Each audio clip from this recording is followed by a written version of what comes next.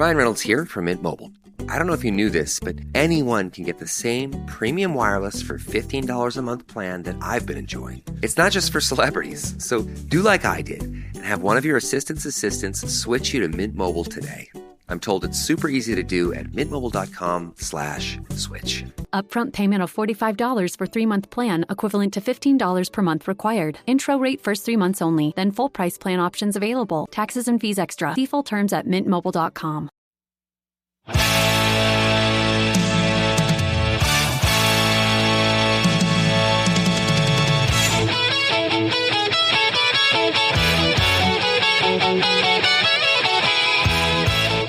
Welcome to Critical Hit, a Major Spoilers podcast. Thank you so much for downloading and checking us out this week. As a reminder, you can find the archive of all of our shows if you are not already subscribed via your favorite podcast player over at our website, majorspoilers.substack.com. That's right, new website. Who dis? It's same us, always there. New episodes dropping there all the time. And be on the lookout again for video episodes when we have big battle map things going on, which we might have a big battle this week, Rodrigo. Well, somebody might. I hope it's not me. I don't have a Mac. We'll see how it goes.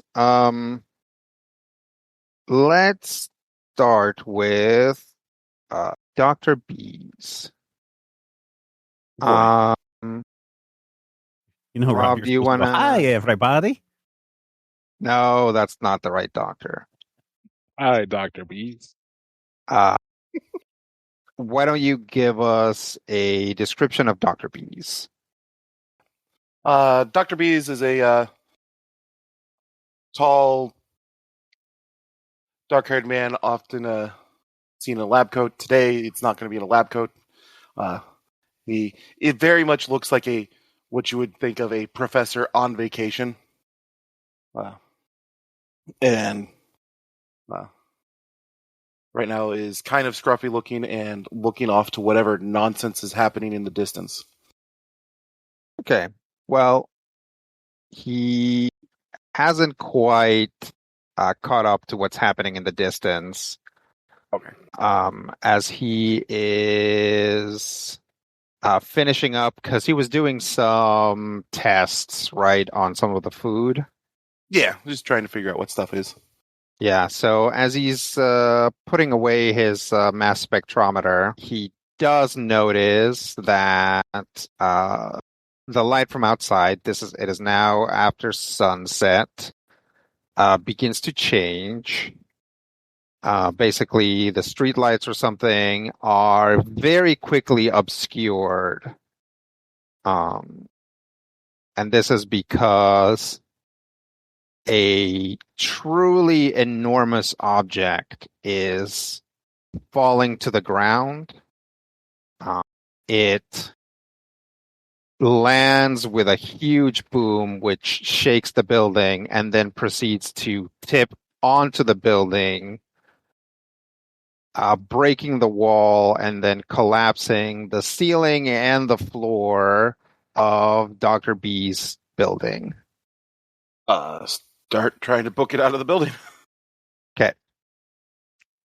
That's when Dr. B's realizes what we all figured out last time. On Critical Hit. Which is that Haunted Island is under attack. Okay. No. So, yes, to recap, a mech, or like a weird fuzzy cloud, swarmy cloud, space fog appeared, and a mech dropped out of it, kind of fell backwards a little bit, or that one fell like fully backwards, and started firing a big machine gun as it did, hitting some of the buildings.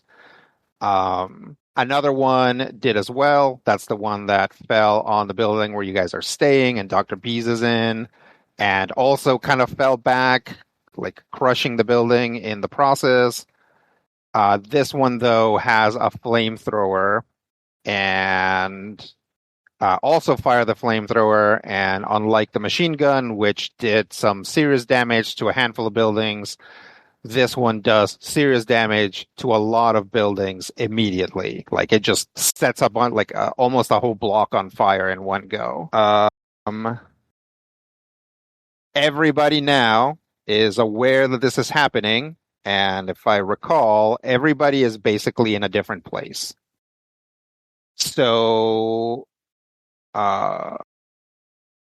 let's go. Just did Dr. B, so let's cycle around. I guess we can go reverse deployment order about what people are doing. So, let's go over to Impact, who I think had just walked out of a nice massage to see that happening. For you, the closest mech is the one with the big assault rifle. Mm-hmm. Neither one of them, like you are a few blocks away from that one. Like we'll say you're 3 blocks away from that one, which is still well within the danger zone of it.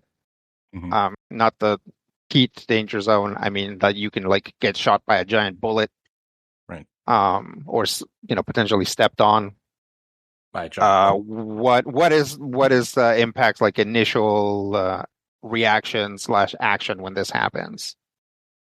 How big are these things?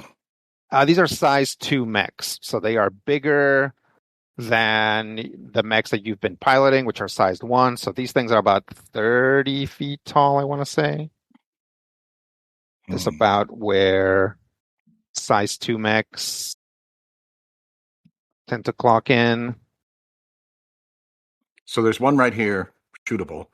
How difficult would it be to get out of a shootable range and try and gather my wits? Not hard. You can just turn around and move in the opposite direction from it. I'm going to do that. Okay. You're going to try and like get behind cover and try to figure out the situation. Yep. See whether I can steal it. Okay, go ahead and give me a skill check.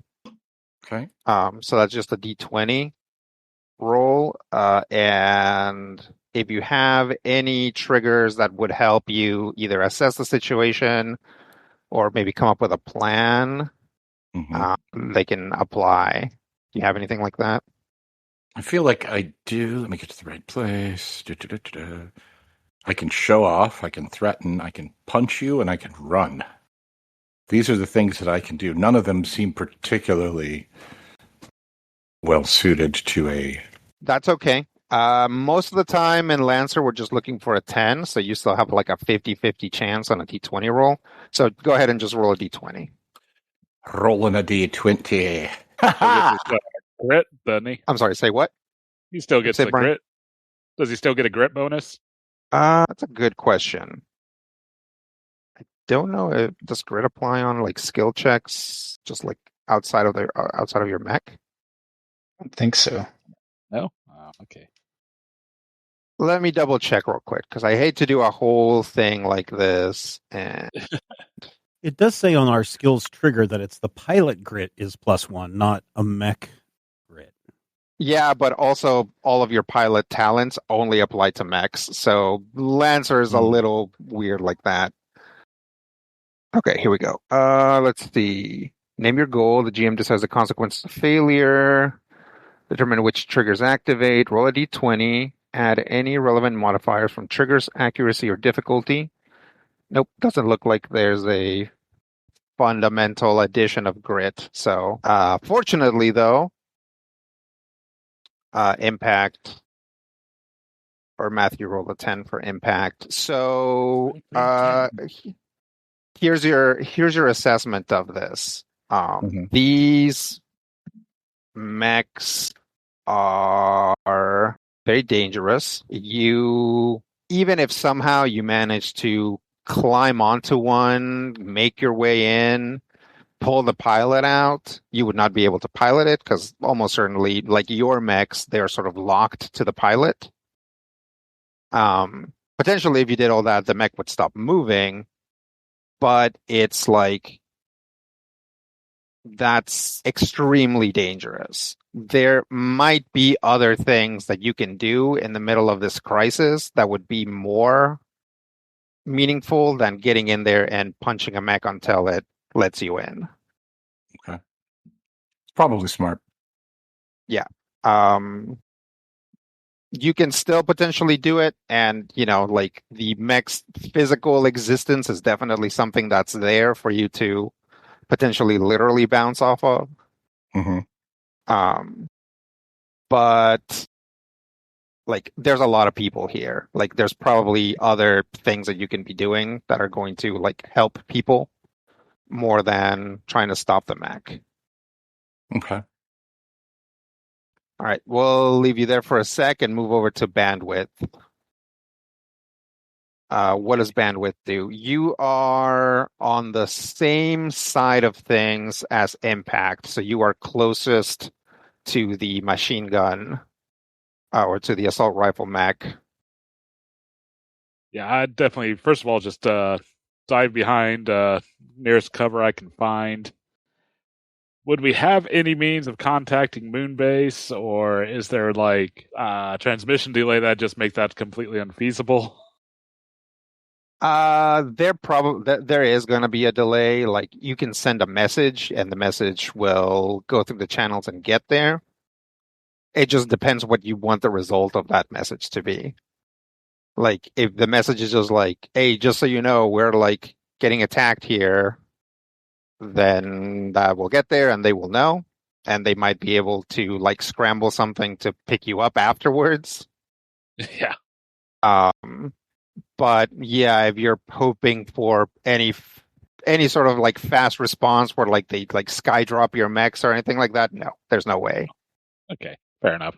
Like Well, it takes hours to get your mechs like ready to go. yeah, I'd probably just go ahead and send a message on my personal device, whatever, like, Haunted Island under attack, so that, hopefully just make sure that they're aware of it as soon as possible, and, that maybe can provide whatever relief they can when hopefully we deal with this issue. Once that's done, yeah, I'll probably try to make my way to wherever would probably be the best source of any sort of military hardware. Okay. Yeah, you're pretty sure you spotted a like just like a little military storehouse, like just kind of close to that old like that restaurant that you went to. I see. So Yeah, you can start heading towards that. Yeah, I'll start heading there. Okay. No roll for that. You can do all that without any problems. Let's go over to Tucson. Tucson is pretty far away to begin with, and basically equidistant from both mechs. Like, where is it? The beach was on the north side, I said, right? So you're like basically north of where both of these mechs are. But you can see them pretty well because the buildings are pretty short downtown, and both of them tend to at least their heads poke over the buildings as they're moving around. If I remember right, you said I had to go around a military outpost here to get to the beach. Yeah, so if you had just headed directly north, you would hit the outpost itself. So you went, I want to say maybe you went east of it. Okay. But that doesn't mean that you can't sort of diagonally head back into town if you wanted. Well, I think the military outpost would be the best in this situation, so I'm going to look at the explosions and decide that it is time to organize a resistance as quickly as possible. Okay. You're going to try to get into the outpost? Yeah. Like, how legally are you getting into the outpost? I think I'm gonna do my best Captain America impression and go in there and like, I don't know, I guess flat I don't exactly have dog tags, but try to take control of the situation and try to organize the resistance if I can. Okay, but like, how are you getting into the outpost? I'm on foot. I'm gonna run up to the nearest gate and basically start rattling off some things of here's what we need to do. What Okay. equipment do you have? Okay. If you are doing that, then the physical aspect of it is not that difficult. So go ahead and give me a skill check to try to talk them into letting you in. I am going to try to take control. Okay. And fail miserably. When you get to the nearest gate, they're already like putting stuff up, and basically you get a like hologram subaltern who is like just not interested. Tucson is going to have to take a different tack here when we get back to him. All right. Which takes us to Chameleon. Chameleon is getting a drink Mm-hmm. as this is happening. There's a nice place that has like a rooftop, like bar and lounge. And you basically see this happen, and then you see the flamethrower mech like create a wall of fire between you and it. So like the fire doesn't reach your building initially, but you are closest to the flamethrower mech. Okay, I'm going to, because I've kind of memorized the street layout for at least 10, 20 blocks in every direction. Sure. I'm going to try to navigate my way around the wall of flame and telling people to get out of the way and get to safety, but I would like to act unseen or unheard by the flamethrower mech. Okay. And where are you trying to get to? I'm trying to get to the mech. Okay. Yeah, go ahead and roll a d20 plus your trigger. 14? Yep, you are able to avoid the fire and also most of the panicking people moving away. You can move through alleys and fire escapes and things like that. Okay. And I don't know what I'm going to do when I get there, but yeah, you can pretty quickly come up on it. You are like basically like there's like a couple buildings between you and it. Also here, now that you see it, it definitely landed on like the building you were staying. oh no, Dr. Bees must be inside.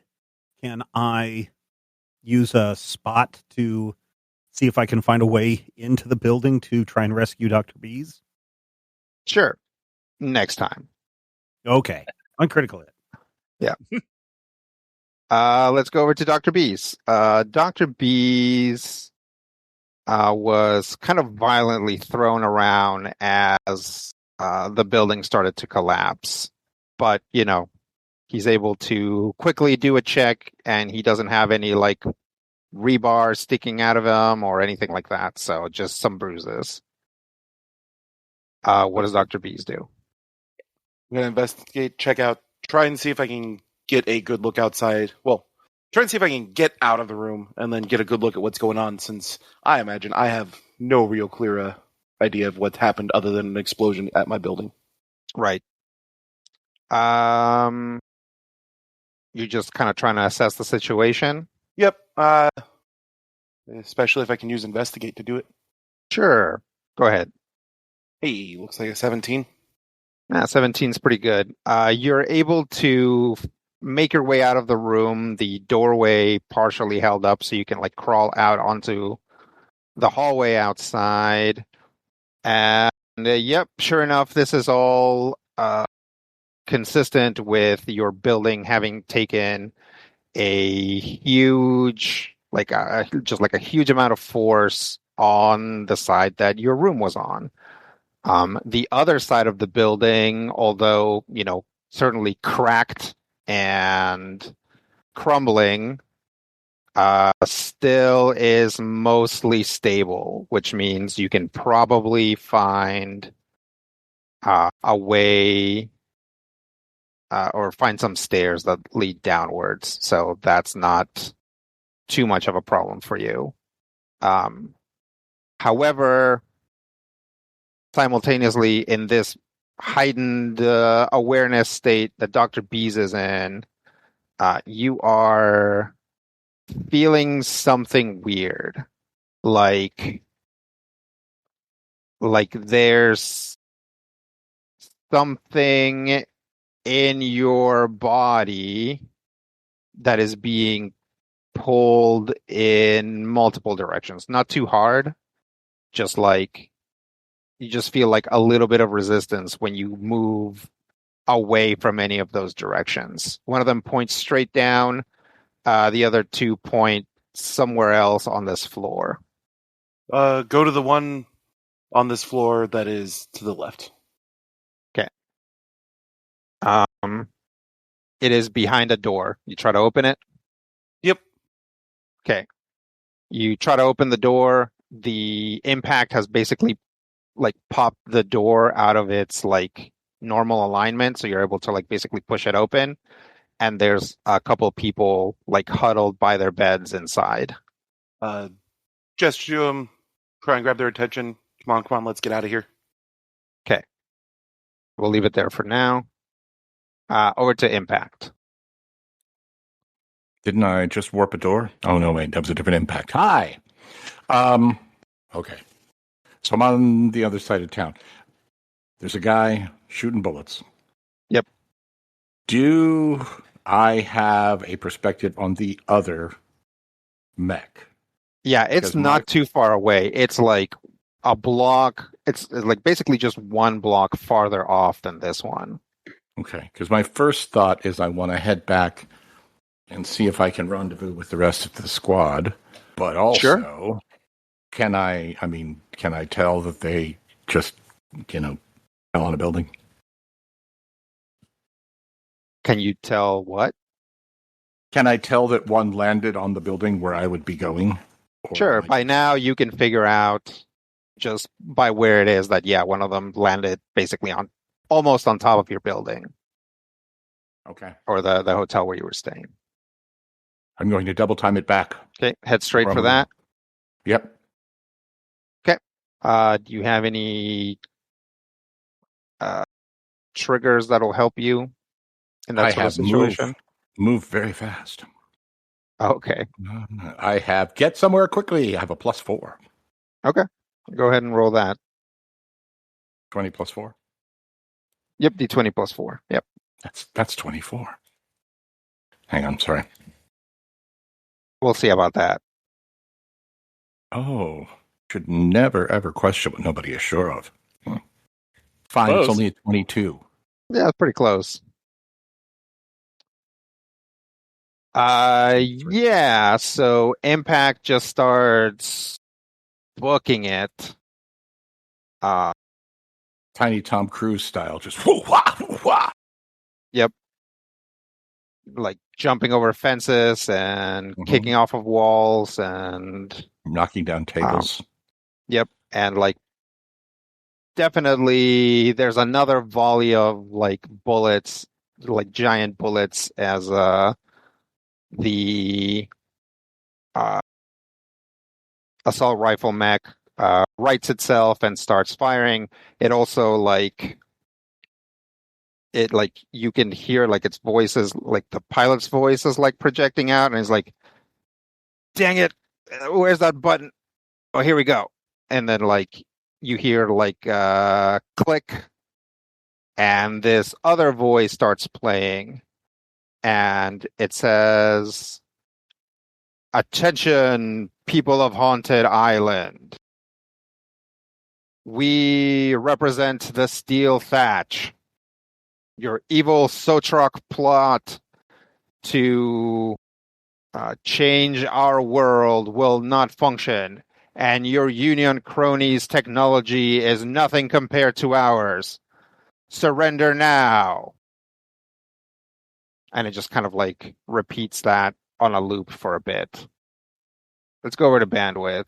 Bandwidth makes his way to a little military storeroom. Is there like a guard or anything? No, it does have like a pretty severe lock though. I wish Dr. Bees was here. I think try to see what I could do to Jimmy open that lock. Probably, digitally speaking. Okay. You're going to try to apply your hack or fix trigger? I would if I had one. Oh, okay. Is there anything else? Any other triggers that you think would apply? I don't know if there's like invent or create. If I could, find any way of like blowing up or burning through the lock, that would let me access into the door. Well, how would you do it? You're like, I saved some of the very spicy peppers from lunch. Yes. Unfortunately, hard part is most of the stuff that I'd use to do that is probably inside this door. Yeah, I think you're gonna try to hack the lock. So it looks like it's just gonna be a clean D20 here. Yep, I'll give it a go. Wow, an 18. Okay. You basically pull out your probably whatever device you've been using as a wallet, like as a digital wallet. Yeah. And are able to sort of like flip it so that you're putting code in the opposite direction. You connect it to the lock and somehow actually manage to basically pop most of the locks, but because it like slides, you're able to essentially then just kind of like lift up the sliding door a little bit and then just pull it off the remaining locks. And you are now faced with some military hardware, the majority of which is kind of like search and rescue stuff. Like there's kind of some like Jaws of Life type stuff and some saws. But there is like at least one big like gun type thing, like maybe like a short range like mortar type thing where you'd have to like spend some time setting it up and then you can like shoot mortars at things. Okay. Yeah, I'll definitely grab that and try to get somewhere I can start setting that up and try to start aiming. Okay. Over to Tucson. The military force here at the base, are they like organizing in any way that I can see through the gate? Oh yeah, they're starting to mobilize. They're packing up some jeeps. I guess I'll make sure that I'm at the gate that they appear that they're going to exit through and see if I can join them. Okay. Are you going to try to like sneak onto a jeep or just like try to jump on and be like, hey, I belong here? Or what's the plan? Yeah, I'll basically form up in that position and like stand at attention and see if I can once somebody looks in my way, like wave over and try to convince them to let me join them. I've got military experience. Okay. Do you have any triggers that would help with that? Charm? I'll allow it. Okay. Are we using the Lord Kensington rules of skill challenges? No, you can try to use charm again next turn if you really want to. Okay. Well, it looks like I'm walking. Yeah, you kind of try to line up, but they you're clearly not a part of this military, so they don't let you on the jeeps. You do get a lot of like, please, citizen, this area is dangerous, as they start to pull away. Tough times for Tucson. I'm holding everybody back. All right, let's move over to Chameleon. So Chameleon has quietly made his way to within a couple buildings of the flamethrower mech, which has turned on its own message, which is basically the same thing that I said earlier. It's like, you Sotrox will not substitute us, and your union lackeys are no match for us, kind of stuff. So yeah, he's like can quietly make his way pretty close to that mech, and then from off in that alleyway over there, he sees like a bunch of like boxes and crates explode and like impact, like jumps over a fence and lands like across the street from him. Does not immediately see him. Okay. Did I see what happened to impact? Or do I just see him come flying through the scene and crashing? You just see him come flying out through an alleyway. He also like does not show signs of stopping. He's just hauling. Okay. I wonder if I could. Is the mech still firing its flamethrower or no? Yeah, or is it it is. Just sitting there, just saying you will not. No, it does. It like once it has now righted itself. Like it took it a minute to like right itself, turn on its like little message, and now is kind of like starting to use its flamethrower again. Just kind of like going up to a building and just individually trying to roast the building.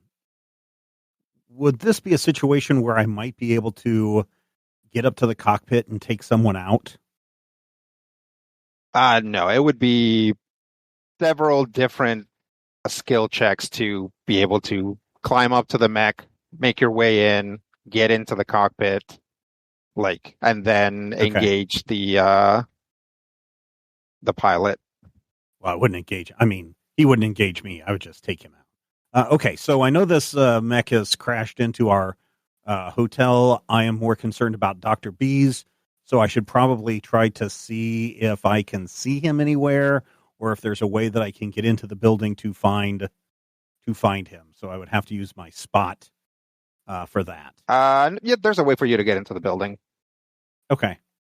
Do I spot him anywhere? You don't. I'm looking around. I'm telling people, get out. You spot that when you look at the building, basically that mech hit exactly where your rooms were. Oh, no. Well, it's almost like someone is after us. I still am going to have to look for Dr. B's. Yeah. Go ahead and give me a skill check to try and make your way up the stairs against like the tide of people coming down. Okay. So that'll be just a straight D20 then, I think. Unless you have a trigger that helps there. The only thing would be act unseen or unheard. Probably not in this instance. Yeah. Yeah. Okay. 6. Okay. You find it very difficult to make it up the stairs with all the people coming down the stairs. Oh, yeah, of course. Get out of the way. Okay. Dr. B's, where are you? Speaking of Dr. B's, let's go back over to Dr. B's, who now has like a couple people with him. I'm gonna guide him to the stairs, to the safe side, and then like go to the other. You said there was another thing on this level that I was feeling. Sensing? Yeah. Once I know those people are like headed in the direction that is safer, I'm gonna head towards whatever the other thing I'm sensing is. Okay. You make your way to a room that has partially collapsed. It's kind of a similar situation with the door. It's harder to open, but it's not locked it kind of has mostly popped out of its hinges. It's like a situation of like just like pushing it out of the way. Inside, you spot someone you've met before. Sitting next to a bed, sort of sitting on the ground with his hands on his ears, is Petey, the young man that you met before. When you come in, He looks at you and he looks very annoyed and he says, "It's loud." Is PD, we're going to need to get downstairs. He does not move. He says, "It's loud. It's bad for sleep." Can I use Inventor Create to put something together to help him with the sound? Sure. Go ahead and give me a roll. All right. That was a 15 sound. 15 sounds good. You probably already have some sort of like headset device of some kind, maybe like some like magnifying glasses, like the kind of like gem cutters use. So like you already have like the head rig for it. You can just like basically put something, like attach something over the ears and then like put it on him. Okay. And he just lets you put it on him. That's good. And then he goes, "Shh, Tear 2, Sissy's sleeping." And now that you're up to him, you can see that, in fact, that woman that he was with is lying down on the ground on the other side of the bed. She appears to be unconscious. Let's check her out. Okay, we'll do that next. Over to Impact.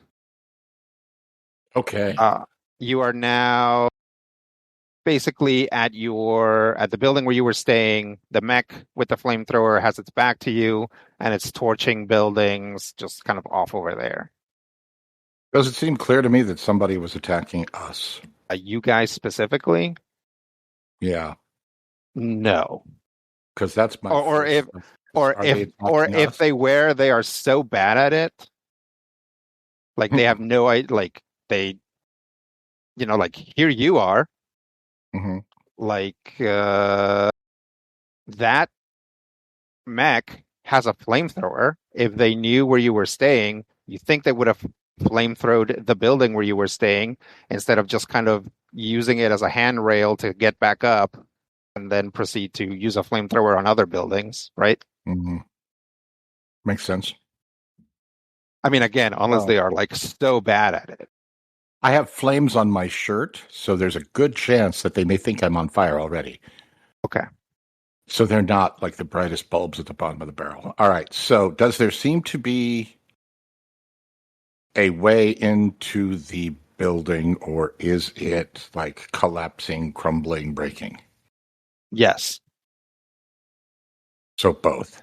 Yes. And if I were going to say 50-50 how safe it was to try and enter the building, would you say it's bad idea or a recklessly bad idea?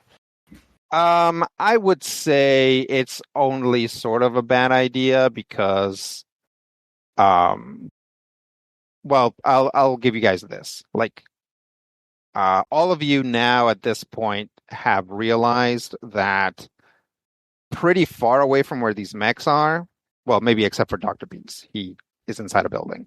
Definitely Tucson can see this. Impact and Chameleon and Bandwidth may have caught a glimpse of it. Pretty far from where these mechs are, those guys in the white uniforms are starting to create a perimeter to keep people from going back in. Everyone except for Tucson right now is inside the perimeter. Is there a certain march or theme that accompanies these people dressed in white? No. Okay. Do they seem to have taken the place by storm? No. They're just like, people wearing like white. Yeah, like people wearing white vests, like putting up like basically these are the local cones. safety peoples. Yeah, the constabulary or whoever they got the white gloves and they're ushering. Yeah. It's like now that things are serious, they like whipped up some like white helmets too. Yeah, and they're wearing blue shirts and white vests. Okay. Yeah, kind of. Yeah. That kind of a situation. Yeah. Okay. So they are trying to help people out, not let people back in. Yeah. To the, excuse the impression, impact zone. So another thing that you guys may figure out from this is that if there are sort of first responders, they're probably not going to go into like an active zone with like hostile mechs. So right now, you guys, being like particularly able-bodied young people are in a better position to help people get out towards the perimeter. So, Is it a bad idea for your personal safety to go into that building? Yes. Is it a bad idea in general? You might be able to help somebody. Okay. There are also like lots of other buildings besides your building that are in like various states of on fire. Okay. So I definitely am going to enter this building. Okay. And see. You enter the building. The folk are in there. There's a bunch of people running past you, and as they run past you, you see somebody not quite tumble down the stairs, but just kind of like stumble back and then like catch his feet and then kind of look cool for a second after they like regain their balance. It is Chameleon. Alexander. Oh, hey, Tyr. Dr. Bees is upstairs. Can he get out? I don't know. All these people are coming out, so we need to get these people out of the building as quickly as we can, as I'm kind of shoving people towards the exit. Okay. Run, you fools. Run, you fools, run. So, let me ask a question, Rodrigo. Okay.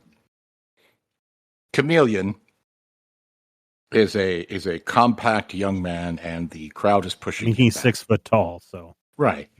Well, in this you're the little guy. And basically, the question is anybody going to be pushed back by this crowd, or is there a way to try and bowl through it without injuring somebody? The crowd at this point is starting to thin out. So, you can muscle your way through. You might also be able to just like get people's attention and get them to like run down like the like left side of the staircase and make your way up the right side or something.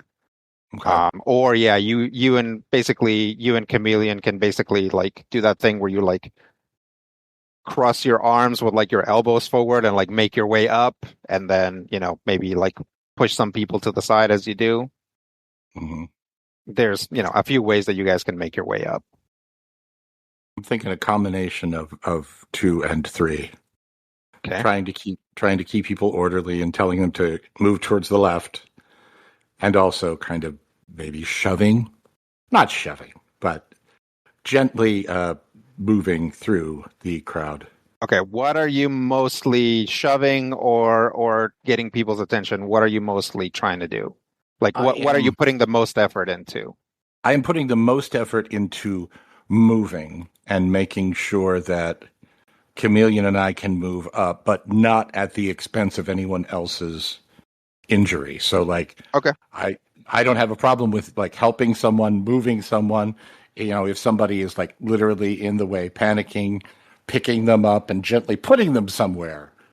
But, I'm probably not going to be bull rushing people just yet. So yeah, I would say moving is my primary focus, trying to move up towards where we think Dr. Bees may be. And I do have the get somewhere in a hurry trigger, which, parkour. I'll let you use that one if you leave Chameleon behind. Oh. Because this is like a pretty narrow set of stairs. You have to like methodically make your way up to not not knock people out of the way and to not do anything. You can't really try to get up necessarily super quick. You can parkour your way up, but then you can't bring Chameleon with you. I'm going to try and head up. I mean, if you've got something that'll give you the success, go for the success. Yeah. Follow if you can. I'll try and get everybody down safely and see if we can find bees. Thumbs up emoji. Thumbs up emoji. Okay, Leaping emoji. Go ahead. Yep, go ahead and give me a roll. Impact emoji, 16. Yep, that'll do it. Basically, Impact goes, follow if you can. Chameleon gives him a thumbs up, and then he just basically, probably to begin with, just like gets his foot up on the banister of the staircase and like props himself up and then just like doesn't touch the ground again. Just kind of like either like, that thing that characters do when they don't want to be spotted and they're like up on the ceiling. There's a lot of that kind of like spider, like either hand on one of the walls, like with legs on the walls too, like just kind of like suspending yourself up that way, just to avoid all the people. But you're able to make your way up the stairs to the floor that you were on before. And you can start looking for Dr. B's afterwards. So let's go over to Bandwidth. Bandwidth has a mortar. Talk to me about where and how you want to set up this mortar. So which frame am I closest to there? You are closest to the assault rifle one. Okay. Does it have like any looks like a compartment of ammunition? It does have, so it has like clips for its assault rifle, and you can see where it stores them. Okay. I was kind of thinking like trying to get somewhere where I could get an angle to launch this mortar at the ammunition, or if I was near the flamer, maybe it's fuel reserve. And I mean, if that's what you want to go for, it just takes you a little bit more time to like go over to where the flamethrower one is. That might give me a bigger opportunity to make a more devastating blow. So yeah, I think I'll head towards the flamer, and where I can get in position. I'm actually kind of thinking about maybe just trying to make it a straight shot with the mortar instead of the normal parabola. And okay, so you're just like I have to like wedge the mortar launcher somewhere so it can be angled down enough to do so. But... It can angle down. Okay. I mean, I guess it depends how close you want to get to it. Probably not that close. If this, so you can angle it down enough so where you're like at least a block away and still like basically have a straight shot to it. Yeah, that sounds good. If I can maybe get like a clear alley or something that I have a straight shot, or hopefully it's going to be stomping down and I can just blast it right when it's in view. Okay. Do you have a trigger that will help you with this setup? Read a situation? Read a situation is pretty social. Okay. Usually. Looking like just a cool. D10 or a D20. Stay, you know what? I'll take stay cool. You're a block away from a giant mech with a flamethrower. I'll take stay cool. Yeah, I think this is a task that requires concentration, dexterity, speed, or precision under pressure. Yep, absolutely. It's the stay cool is the Shadowrun skill or trigger. Yeah. All right. So I'll take a +2 there. Oh, 11. Barely. An 11 will do it. All right, you've got the thing in your sights. You fire a shot. Yeah, I fired a shot, hopefully hitting its fuel reserves again. All right, we'll see what happens. Okay. Here in a bit. Over to Tucson. Well, I feel a little like Inspector Clouseau at this point, watching the taxi drive away without me in it, so I guess I'm hoofing it. I'll try to get into the city as quickly as I can, and it's about all I got left. Okay, just gonna try to run as fast as you can? Yep. Okay. We'll go off-road, and maybe that'll cut the corner a little bit and get there. Oh, faster. yeah, absolutely. You can just make a diagonal to where you're going, and yeah. So, you got any triggers for that? Yeah, I got to get somewhere quickly as well. Okay, go ahead and roll that. Got a 7. Wow. Oh, no. It's my highest roll so far. Oh. Okay, so you are trying to get there and also trying to avoid the perimeter.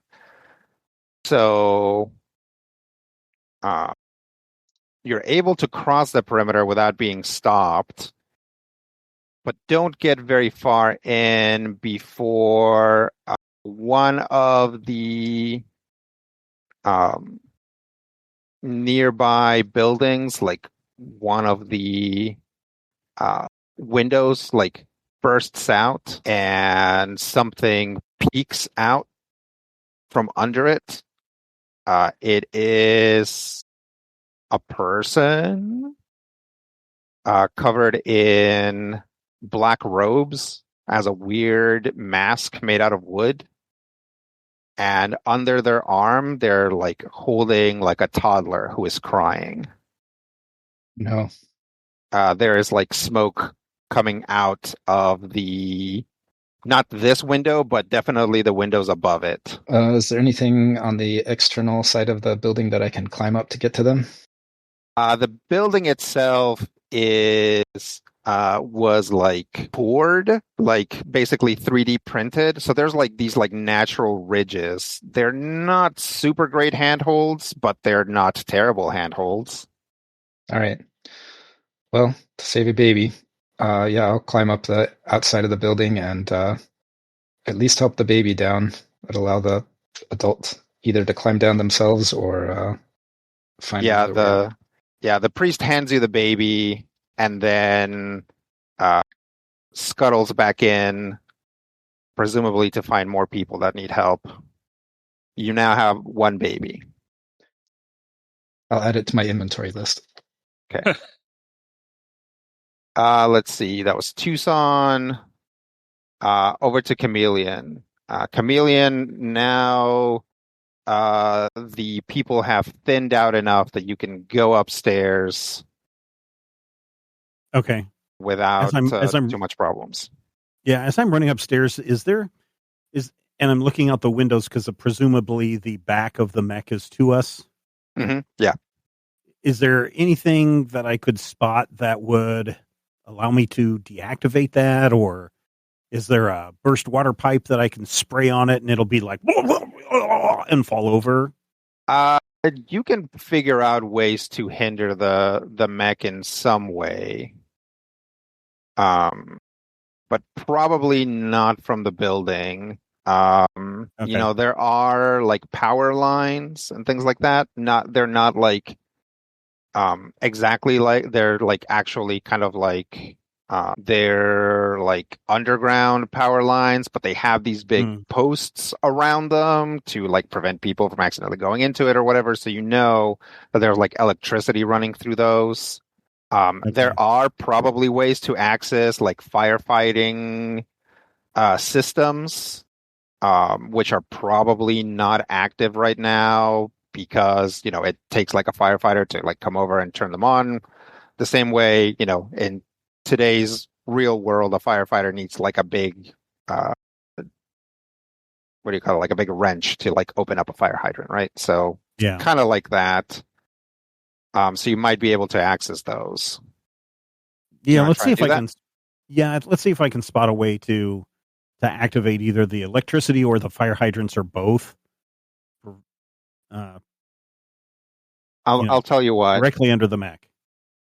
Put them in order which one you want to access, and then if you roll a 10, you can access your top one, and if you get above a 20, I'll let you access both in one go. Okay, so electric first, and then water second. Okay. You got a trigger for this? Yeah, spot. No. No? No. You can spot them without any problems. You don't need to actually spot them. A history? Well, I've got word on the street. Now, word on the street is for like moving merchandise and finding dealers and stuff. Yeah. So I don't think I do. Yeah, this would be a hacker fix. Maybe is there like a repair one specifically, or is that just hacker? That's hacker fix. No, I don't have any of those. All right. Roll me a d20. Let's see how you do. 17. Close.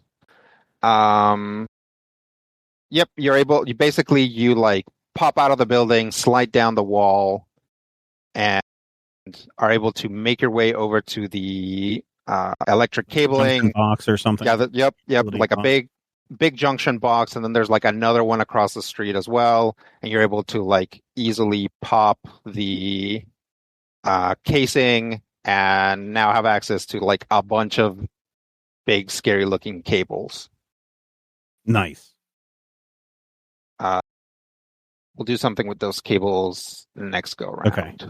All right. Back over to Dr. Bees. Oh boy, how does she look?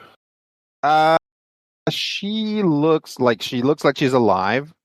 You can very quickly take her vitals. She's unconscious and her head's bleeding, so she probably took a big bump to the head. It's not like overwhelmingly bleeding, but it's actively bleeding. Okay. Gonna probably wrap a bed sheet or something around it as best as I can to like staunch any bleeding, and then see if I can get PD to help me get her out of here. Okay. What are you most focused on? Getting the wound taken care of or getting PD to help you? Getting the wound taken care of. Okay. I know I'm not. So, go ahead and roll a d20. This is the purview of the patch trigger. So if you don't have that, I don't know that anything else would apply. I do not. So, hey, look at that. Okay. You very handily staunch the bleeding. You get like a pillowcase that's about the right size, fold it over, use it as a bandage.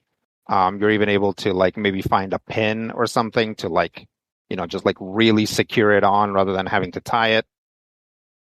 And then as you are turning around to try to get Edie to cooperate, you hear an extremely loud noise outside, followed by some maximum effort grunts as Impact makes his way into your floor. Good bustle. Yep. Let's go over to Impact. You've made your way up to the floor where you were at. You can see your room or your rooms from there. Some of them are completely collapsed. Dr. B's room is not super completely collapsed. There's kind of like a little bit of a doorway left. Dr. Appa, I'm going to see if the doorway is blocked or if I can get through or look through. Yeah, you hear him, There we Rob. go. Yeah. Oh, y'all from the room I'm in. Is it Terry, right? Tear. Tear, in here. I go in there. Okay, you peek in and see the doctor who has put some sort of bandage on PD's caregiver, who appears to be unconscious. Next to him is PD wearing a makeshift noise-canceling device, but still looks like upset. Mm-hmm. Like, not the sort of scared and upset that most people seem to be. He seems like very annoyed. Doctor, I think we need to get out of here. Yes, which means we need to get her out of here. How badly is she injured? Unconscious, but should just be the bump on her head. Would a fireman's carry be bad? Would be okay. Probably wouldn't be great. You don't want, because like that's not like an over the shoulder kind of thing. Yeah. So you don't want her head to like dip below the rest of her body. Okay. So probably a traditional bridal carry, maybe? Yeah, that would probably be optimal. Since she can't like hold on or anything, you basically have to do that. Okay. Is something that you can discuss with Dr. Obviously I'm telling you this. Right. You are the universe telling us. Right. I'm Dr. B's slight medical training, because he's not that kind of doctor telling you this. You are Jack's inflamed medical training. Okay. Sure, he's done some amount of it. Yeah. Okay. So I shall lift her in this manner. How's PD? Upset. PD, it's me, Tear. He takes off his headphones. Hi, Tear. Hi, PD. We need to get out of here, okay? Can you come with us? It's loud. It is loud, and it's going to be bright, too. But when we get outside, it's going to be less loud. And I promise you that we will get you, and we will get your... Is this your sister? Yeah, Sissy.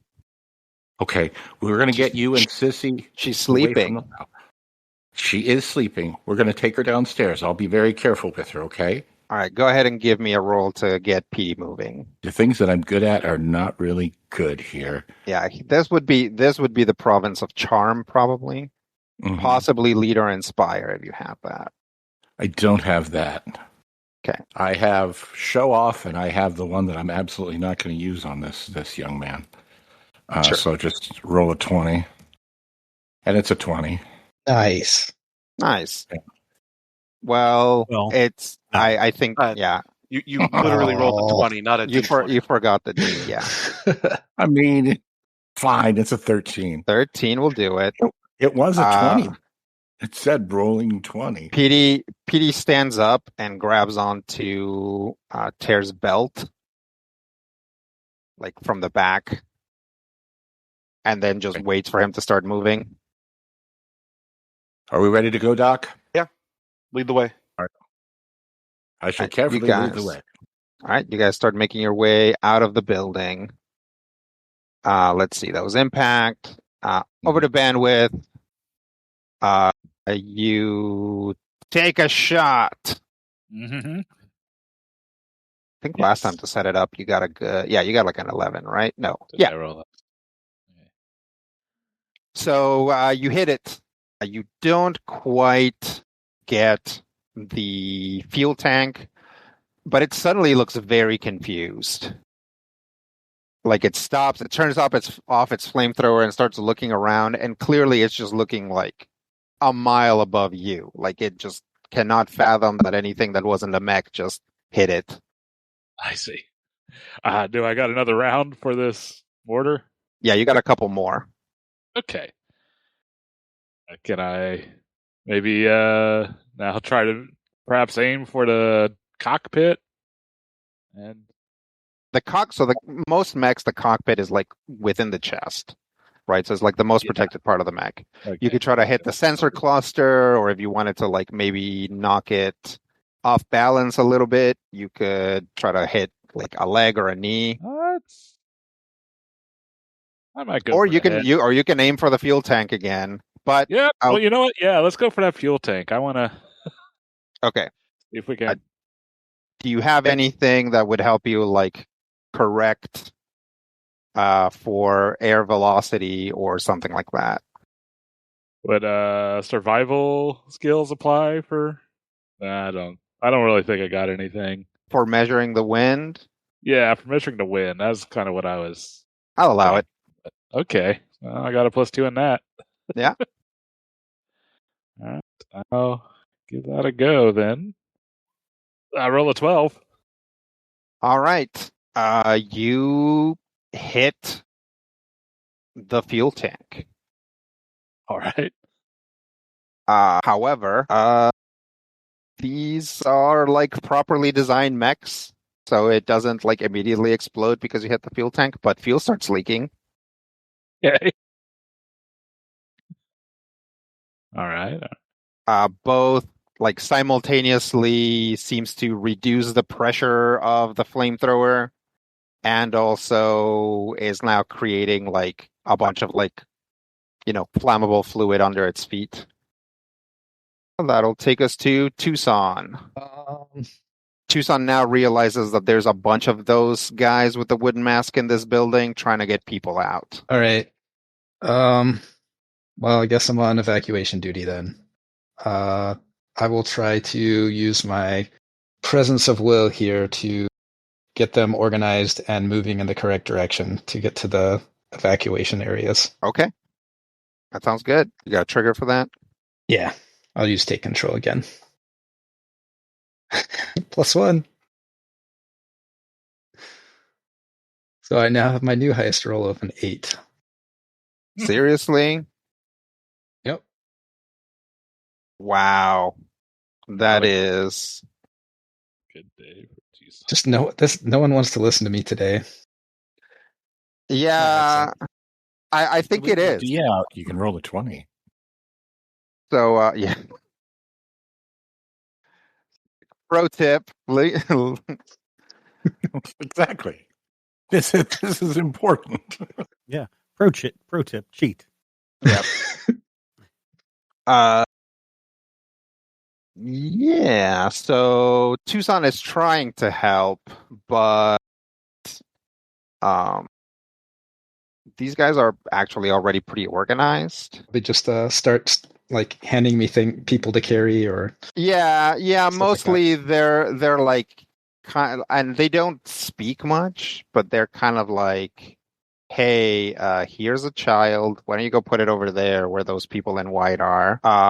But as he presumably does so, because Tucson does want to be helpful, Mhm. he sees something. It starts way off over there, at which point Tucson thinks something along the lines of like, that looks like a mech. And then it seems to take a couple of steps and it's way closer.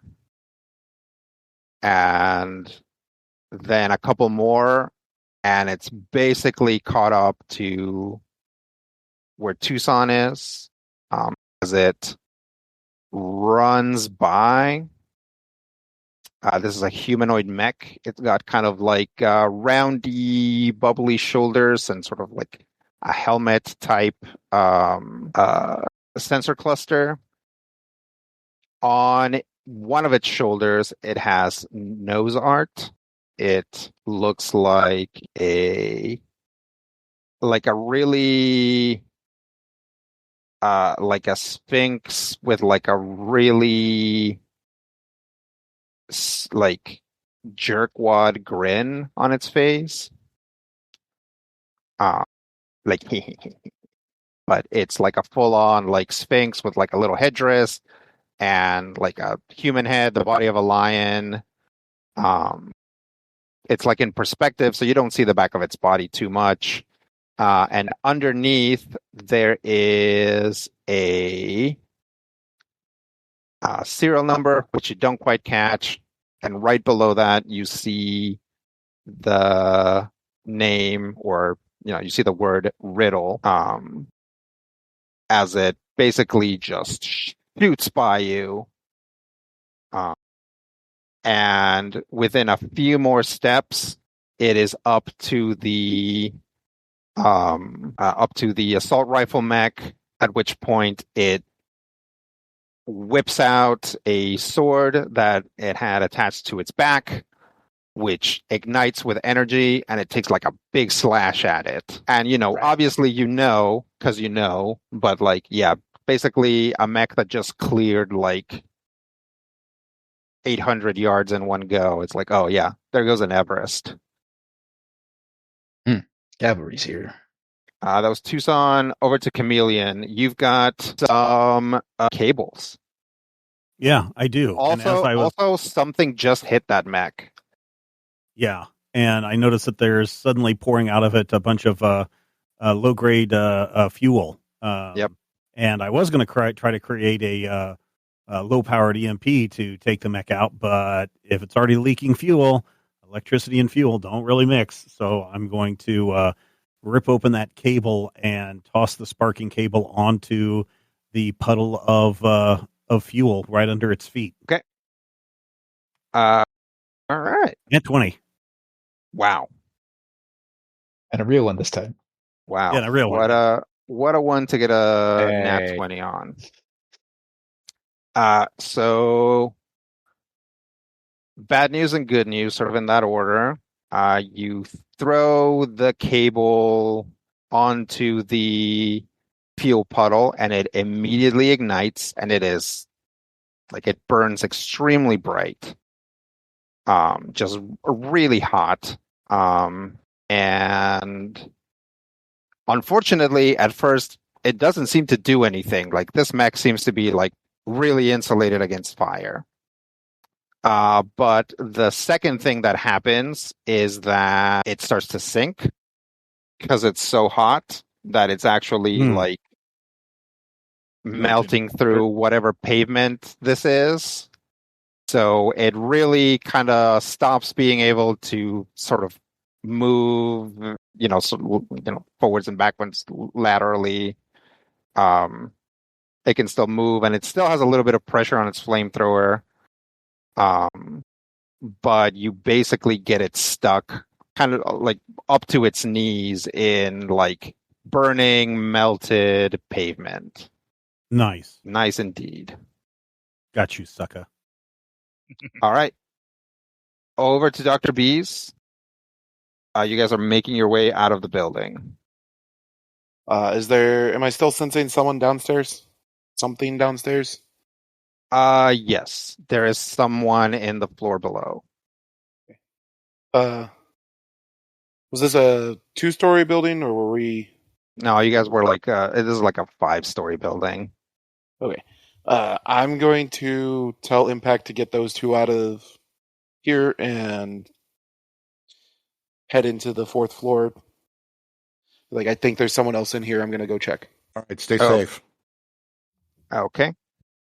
You find the place pretty quickly, get the door open, and sure enough, inside is an older man.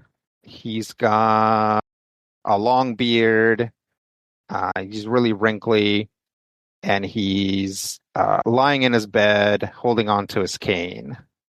Sir, are you hurt? No, not yet. But my old war crimes have come back and are now catching up to me. You see, I fought in the old Serpent's Cloud conflict. But, meanwhile, there's like explosions and like the building's shaking and stuff. Yeah, I'm going to run up to him. Well, we're out racing those today.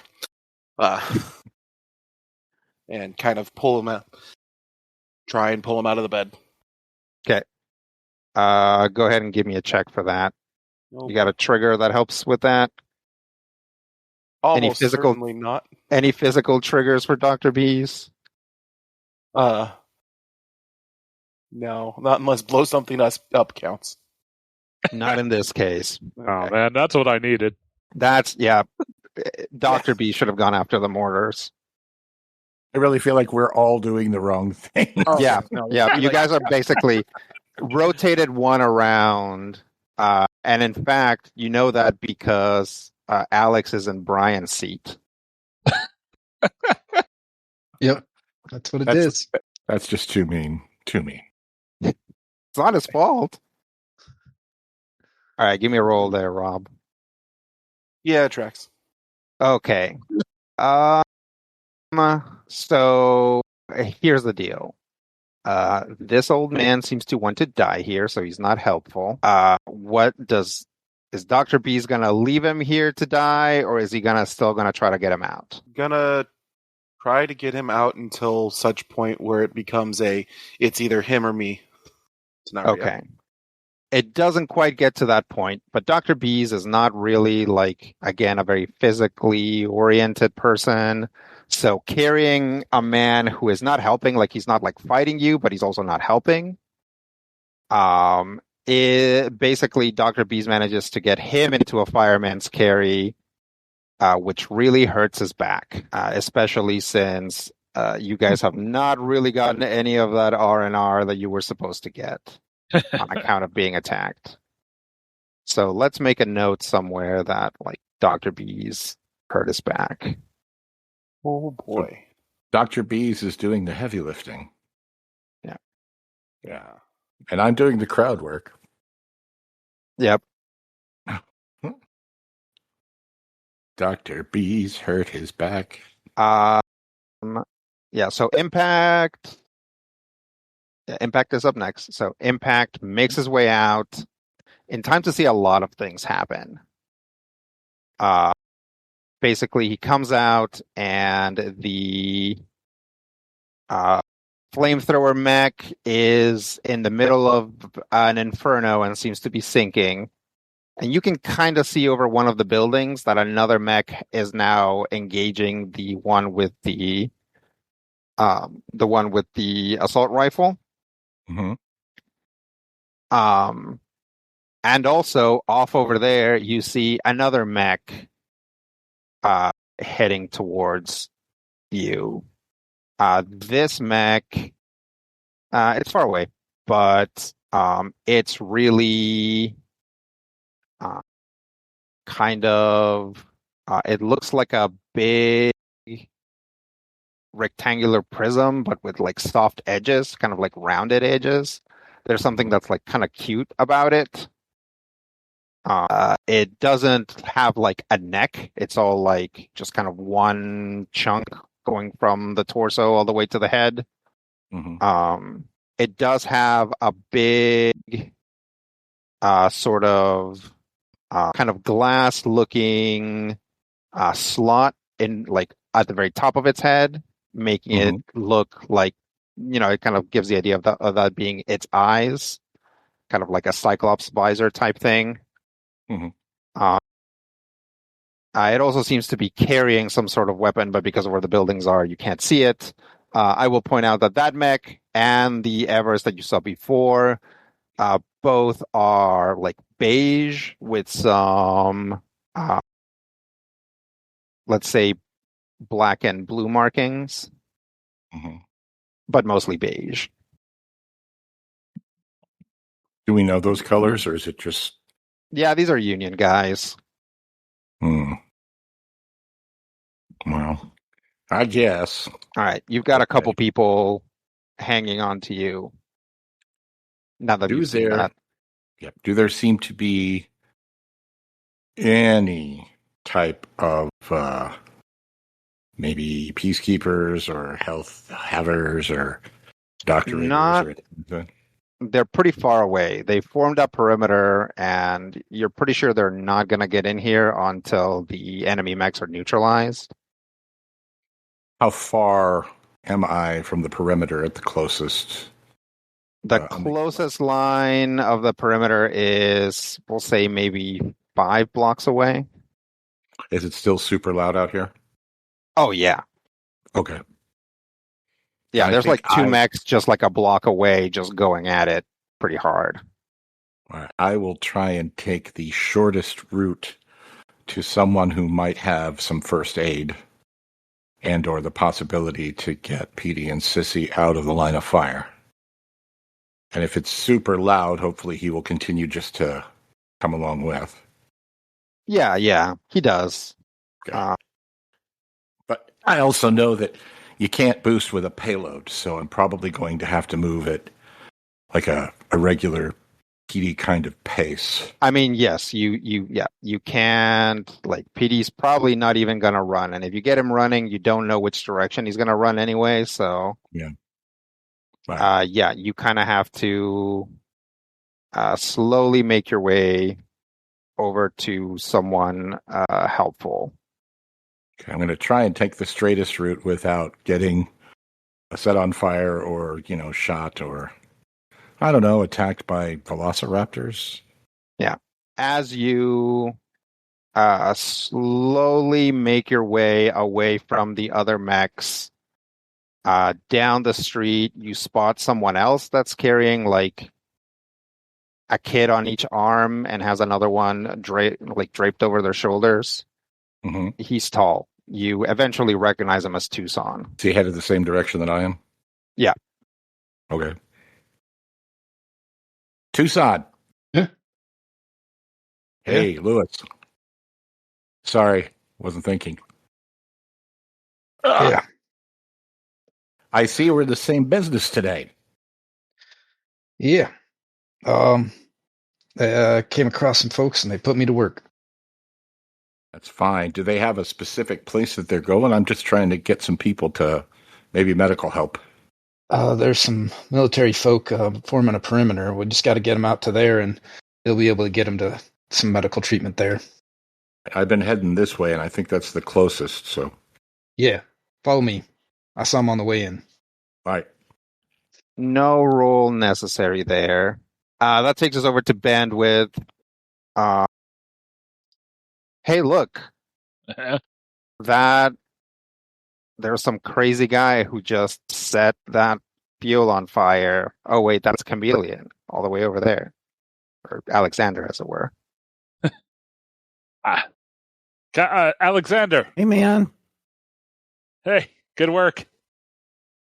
Yeah, we should probably try to finish this guy off if we can. Yeah. Yeah, I'll load up another shot and fire. Does it look like you got any armaments left? Yeah, it stopped using its flamethrower now, and it's got like a pistol, and it's just kind of it's shooting in your general direction, but again, it doesn't seem to like even see you. Yeah, probably be a tougher shot, but yeah, let's see if we can't take out the pistol. Okay. Just got to be a flat 20. I guess, unless you've got, I'm not going to let you compensate for air velocity this time. No, I think I don't know anything would apply here, so I think I'll just nope 7. Okay. I mean, you just hit it. You don't hit it you don't hit the gun. You hit it like square in the chest where all of its armor is, and it just kind of like, like a big scorchy dent. But around that time, that big. I mean, it's not big. It's actually smaller than this mech, but it's like a size 1 mech. With the visor looking all square-like, comes around. It has this kind of like underslung big gun with a lens at the end of it, rather than like a muzzle. And as it begins to approach it, you hear, "This is Haunted Island Security Forces. Stand down!" And it'll just like take a shot at it. And there's like bright, just incredibly bright red laser shoots out of the underslung gun that it's holding, and makes an even bigger scorch mark. But this thing seems to be like somewhat resistant to it. So over the like message that it's playing, you also hear the pilot like get on the mic and be like, "Never, you will never," because it like keeps conflicting with the like thing it's playing, and it just like keeps trying to pop it with its pistol. Over to Tucson. Well, we got the people to safety. Yeah, once you get there, the people, like the security people, really, really don't want you to go back in. Like, they're not, like, jumping on you, but they're like, "Please, sir, we appreciate this, but it's very dangerous for you to go back in." Yeah, but there's more people in there that need saving. And I can do it. Yes. All right, you're going to go back to where those guys are? You're going to try to go somewhere else? I'll let the people in power armor deal with the other people in power armor. So I think I will just try to help make sure we're getting all the civilians out. Okay. So I will brave any fires and climb through rubble to try to get to people who are trying to get out. Maybe you survive for that. Okay. Yeah, I'll allow it. Okay. Wow. And that's my lowest of the day. Okay. Yeah. Well, no more rolling for you. Yeah, That's a 4. Wait. Oh yeah, I'm in Brian's seat. I forgot. Yeah. Can I help him? I mean, just like, hey, see that fire? Don't stand in it anymore. Yeah, you do manage to get a couple of people out, but just handling like rubble and stuff, you like really massacre your hands. Like, you probably aren't doing like full-on permanent damage, but like your hands are bleeding right like down to the forearms, like just from right. It's like you're not like actively bleeding, but like you got like new skin like all the way down to your like elbows. I'll say it's okay. I've had worse, which you may or may not believe, but as he says it, you can see on his forearm there's like a huge scar. Looks like a blunt instrument was used to perform surgery there. Oh, I believe him. Yeah. You guys that are out closest to the perimeter, you see 2 more mechs go by. Another Everest on foot with a similar, actually with like a really big, mean-looking machine gun, like the sort of thing where you like really have to like brace yourself to shoot it. But it does have like a butt. It is like a shoulder braced kind of thing.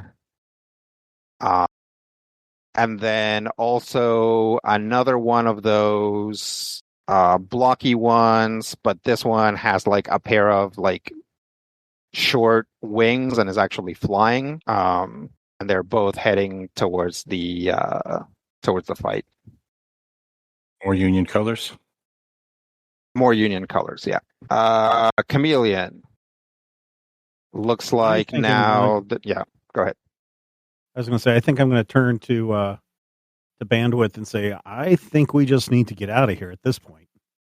Agreed. And we're going to hustle and try to pick up any stragglers as we can and get them to the safety zone. Okay. As you start to head out, you see Dr. Bees come out of the building. Oh, Dr. Bees. He is carrying an old man. I will help him carry this old man. Maybe I'll just roll him into a ball and then we can roll him home. Only bad. I don't know if anybody gets that. This old man. This old man. Suicidal. We're aging ourselves here. Yeah. In real time, even. 18. Okay. Yeah, you can take the old man, and now you are treated to a long-winded story about that time when he was told not to shoot those guys, but he was really upset and angry, and so he shot them anyway. Were they innocent people or were they bad guys? No, they were soldiers, but he was given orders not to do it, and they were unarmed and stuff. Like, it's a war crime. Sounds like a war crime, dude. Yeah, like is it justified? Is it not justified? Like that's the thing about hearing about stuff like that from the people that did it, is that there's definitely an appeal for like, but I was upset about all the stuff that they had done to us, and so so it's like, well, does that ever actually justify things? Kind of a question. But wait, giant mechs are still fighting. Let's get out of here. Yeah. Run. All right. All of you. Fred Flintstone twinkle toes. Yeah. Bandwidth is able to basically just drop the mortar and take off. So all of you make it to the perimeter. Off in the distance, it does look like the Union mechs that have arrived have it handled. And pretty sure, or pretty soon, just really within a few minutes of the other 2 mechs joining the fight, it looks like they've neutralized the other 2 mechs. At which point, like actual fire truck type vehicles and ambulance type vehicles start going into the perimeter. Getting more people out. You guys kind of all reunite. Chameleon is carrying an old man. Tucson looks like his hands have been in a blender. Bandwidth looks fine. He shot a mech a couple times. That was cool. Impact is still attached to PD. Like PD's still holding onto his belt. And Dr. B's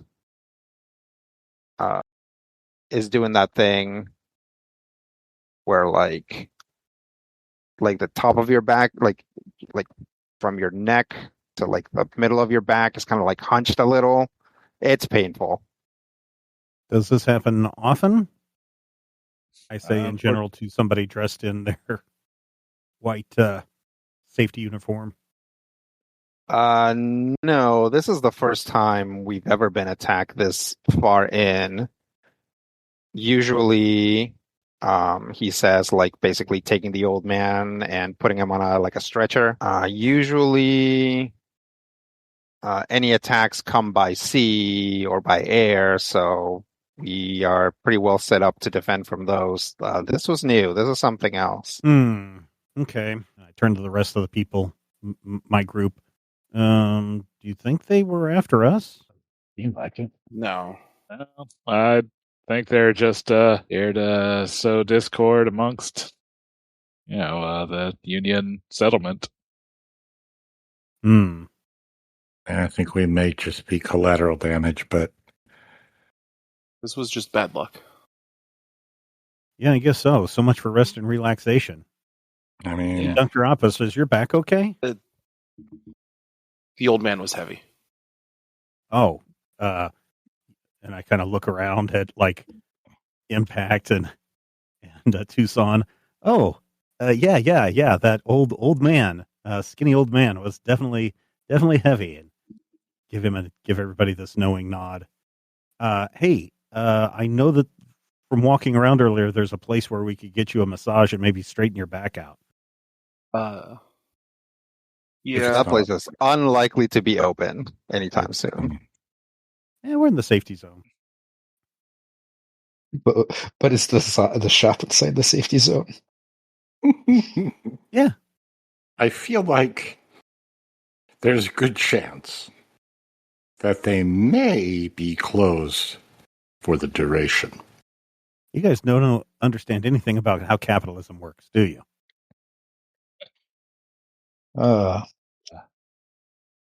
particular. Come on, let's go get some noodles and get his back fixed. Okay. Yeah. You guys go find some noodles. Do you guys want to do anything else while you're near the incident zone, or are you just going to try to go somewhere safer? So we got Big Sister to medical help, yeah? Yeah. Okay. But we still have PD. Okay.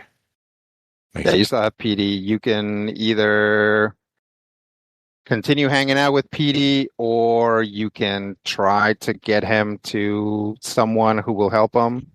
Mm-hmm. I feel like as dangerous as we have proven to be, it may be worth seeing if we could convince someone in the hat forces, the union guys or the peacekeeper guys. Yeah. Maybe they could take care of them. It's not hard. It turns out that PD has a kind of dog tags, which they as soon as you get him to any sort of medical person, they scan, and they're like, "Oh yes, we'll get somebody here as soon as possible." And within a few minutes, somebody comes in that talks to PD very gently and slowly, and is clearly very trained to deal with these situations. And PD after a little bit starts responding to it, and he says bye Tear, and bye Tear 2 and Tear 2, and just kind of goes with this person to some other tent.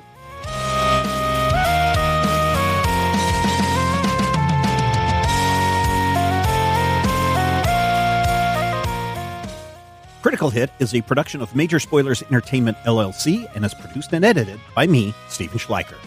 If you have thoughts, questions, comments, ideas, drop us an email at podcast@majorspoilers.com. If you want to discuss Critical Hit with other Critical Hit fans, be sure to join the Major Spoilers Discord. You can Join it for free. There's a link in the show notes. Get into that critical hit channel. Talk to your heart's content. If you're looking for character sheets, we've got those too. Point your browser to patreon.com/Major Spoilers.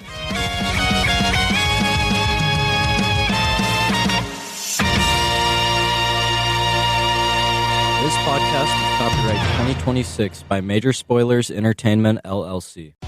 I earned my degree online at Arizona State University. I chose to get my degree at ASU because I knew that I'd get a quality education, they were recognized for excellence, and that I would be prepared for the workforce upon graduating.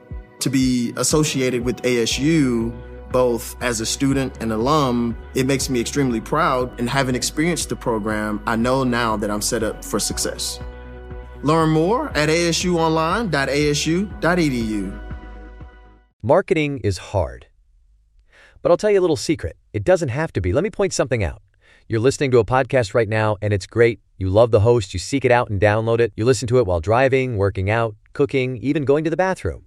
Podcasts are a pretty close companion. And this is a podcast ad. Did I get your attention?